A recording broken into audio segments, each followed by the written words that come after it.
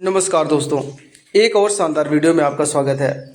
हम आपको इस वीडियो में बताने वाले हैं कि एसएससी जीडी का फॉर्म आप कैसे फिलअप करेंगे बिल्कुल इजी वे में। यहाँ पर टोटल वैकेंसी की बात करें तो 39,481 पदों पर यहाँ पर भर्ती होने वाली है। और वहीं पर हम पे स्केल की बात करें तो जिसमें आपका पे लेवल 1 है 18,000 रुपये से लेकर 56,900 रुपये होगा, जो कि पोस्ट ऑफ सिपाही इन एनसीबी है। और वहीं पर पे स्केल 3 की बात करें तो 21,700 से लेकर 69,100 है। ये इसके डेट के बारे में और कुछ खास नोटिफिकेशन देख लेते हैं। फॉर्म को फिलअप करने से पहले उसको जान लेना ज़रूरी है। 5/9/2024 से फॉर्म ऑनलाइन होना स्टार्ट हो चुका है और 14/10/2024 तक फॉर्म फिलअप होगा। वहीं पर फीस पेमेंट के लिए आपको 24 घंटे की मोहलत दी गई है, तो 15/10 तक आप फॉर्म को फिलअप कर सकते हैं। अगर आप कोई गलती हो जाती है तो करेक्शन भी आप कर सकते हैं। 5/11 से साइट खुलेगी और 7 तक यानी 2 दिन टाइम आपको मिलेगा। जो कंप्यूटर बेस्ड टेस्ट होगा वो जनवरी-फरवरी माह में 2025 में कंप्लीट हो जाएगा। वहीं पर हम एजुकेशन क्वालिफिकेशन की बात करें तो आपके पास मिनिमम 10th यानी कि मैट्रिकुलेशन आपके पास होना चाहिए, तो आप फॉर्म को फिलअप कर सकते हैं। ठीक है, चलिए हम आगे बढ़ते हैं और किस प्रकार से फॉर्म को फिलअप करना है। वीडियो के डिस्क्रिप्शन में इसकी ऑफिशियल वेबसाइट का लिंक हम आपको दे देंगे, या फिर आप ssc.gv.in की वेबसाइट पर जा सकते हैं। यहाँ पर आते ही आपको एक ऑप्शन दिखाई देगा लॉगिन और रजिस्टर। यहाँ पर आपको एक ऑप्शन दिखाई दे रहा है रजिस्टर नाउ का, आप इस पर क्लिक कर दीजिए। क्लिक करते ही यहाँ पर आपको सबसे पहले OTR कंप्लीट करना होगा, जिसके लिए आप कंटिन्यू कर दीजिए। अब यहाँ पर पर्सनल डिटेल आपको देना है, जिसमें आप जरा देखें पूछा जा रहा है do you have Aadhaar card. ध्यान रखेंगे आधार कार्ड को आप तभी यस करेंगे जब आपके आधार कार्ड में और हाई स्कूल की मार्कशीट में आपका नाम सेम है, तभी आप इसमें यस करिएगा। तो यहाँ पर हम यस करते हैं और यहाँ पर कैंडिडेट का आधार नंबर डालेंगे, आधार नंबर को वेरीफाई करेंगे। आगे बढ़ेंगे जहाँ पर पूछा जा रहा है कैंडिडेट का नाम, जो कि हाई स्कूल मार्कशीट के अनुसार होनी चाहिए। कैपिटल लेटर में आप फिल करेंगे नाम को वेरीफाई करेंगे।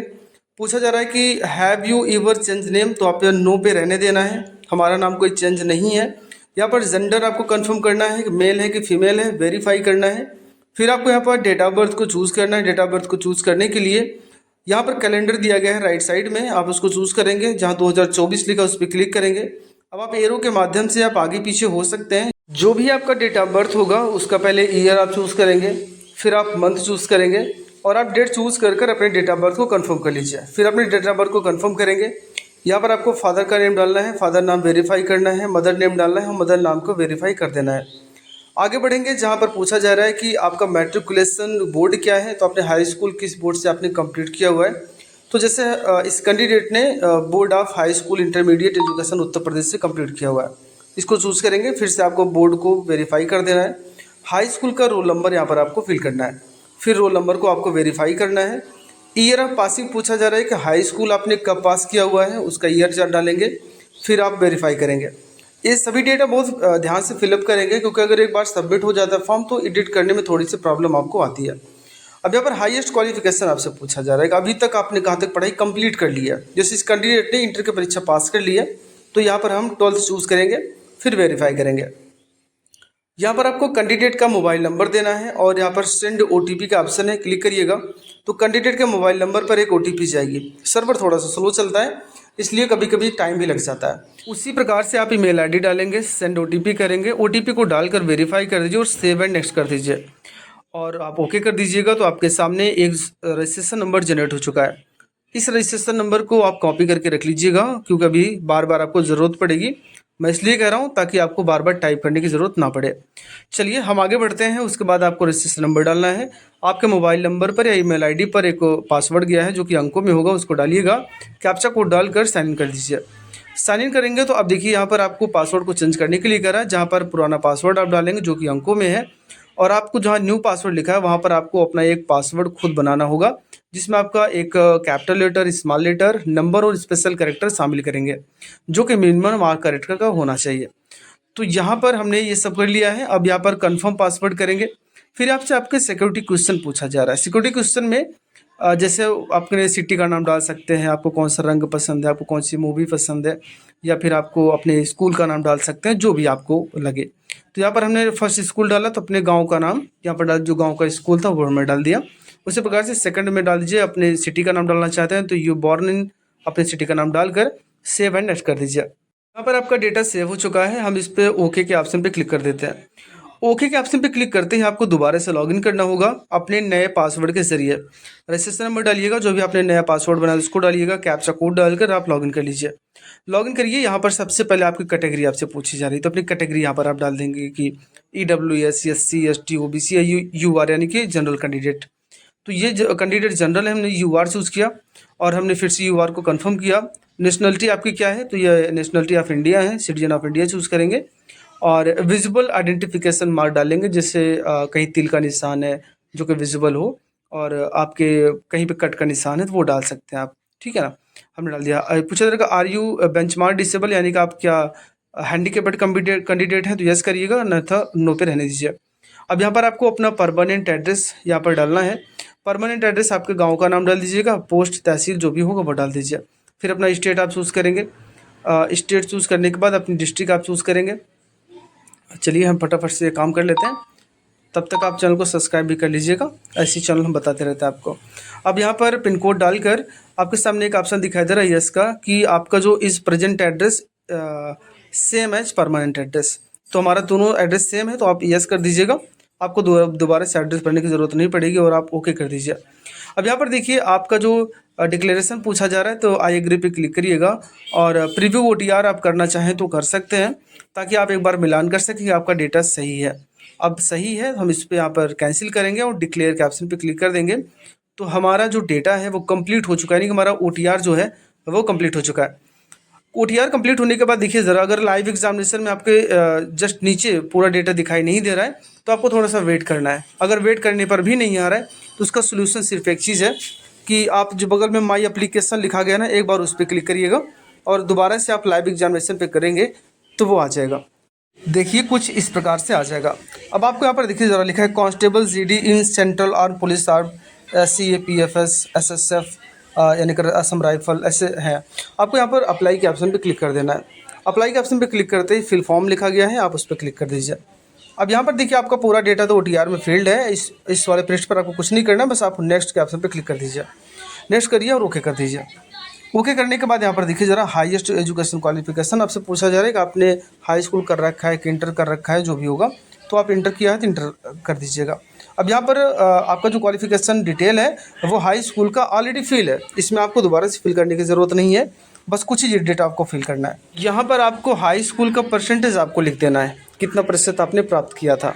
लेकिन यहाँ पर एक चीज़ और लिखी गई है कि अगर कोविड-19 के दौरान आपने एग्ज़ाम दिया था और आपकी मार्कशीट पर अगर परसेंटेज दर्ज नहीं है तो आप यहाँ पर NA यानी कि नॉट अवेलेबल भी इसमें लिख सकते हैं। अगर नहीं लिखा है तो अगर लिखा है परसेंटेज तो इसमें परसेंटेज को डालकर सेव एंड नेक्स्ट के ऑप्शन पे क्लिक कर दीजिए। अब यहाँ पर कुछ एडिशनल इन्फॉर्मेशन है, जैसे पूछा जा रहा है कि where you are ex serviceman, क्या आप एक एक्स सर्विसमैन थे या हैं, तो यस करिए, अन्यथा छोड़ दीजिएगा। अगर आपको एज में छूट चाहिए, जैसे OBC SC ST को छूट मिलती है ना, तो अगर एज आप क्रॉस कर चुके हैं तो आप यस कर सकते हैं। यस करने पे आपको वो डेटा देना होगा कि क्यों आप चाहते हैं छूट, भाई OBC कैंडिडेट हैं या फिर कौन।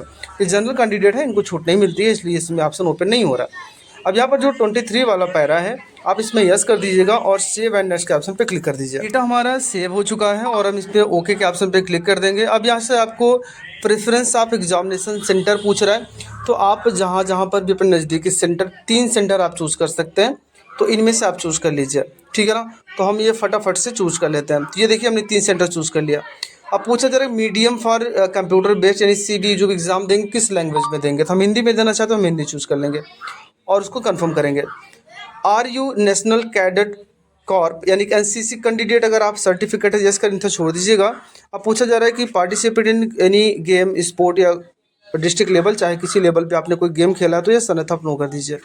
अपना स्टेट आप चूज़ करेंगे, अपने स्टेट को आप वेरीफाई करेंगे, फिर आपको अपना डिस्ट्रिक्ट चूज़ करना है और डिस्ट्रिक्ट को भी आपको वेरीफाई कर देना है। इस प्रकार से आप डेटा को बिल्कुल केयरफुल हो गए, आपको डेटा को फिल करना है। आगे बढ़ेंगे जहाँ पर पूछा जा रहा है have the migrate from the state, अगर आप किसी अन्य स्टेट से उत्तर प्रदेश में आए हो तो यस करिएगा, अन्यथा आप नो कर दीजिए।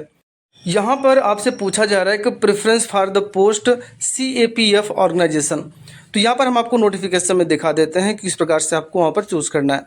जैसे यहाँ पर देखिए BSF के लिए A, CISF के लिए B, CRPF के लिए C, SSB के लिए D, ITBP के लिए E, असम राइफल का F, NCB के लिए G और SSF के लिए H।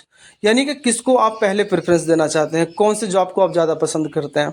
तो उस हिसाब से आपको यहाँ पर प्रेफरेंस डालना है दूसरे में भी। और आप सेव एंड नेक्स्ट के ऑप्शन पे क्लिक कर दीजिए। सेव करते ही थोड़ा सा टाइम ले सकता है, लोडिंग ले रहा है। ये देखिए डेटा सेव हो चुका है। अब आपको यहाँ पर आपका एक लाइव फ़ोटो अपलोड करनी होगी। ध्यान रखेंगे लाइव फ़ोटो अपलोड करते समय एक प्रॉपर लाइट आपके चेहरे पर पड़नी चाहिए, जिससे आपका चेहरा बिल्कुल विजिबल होना चाहिए।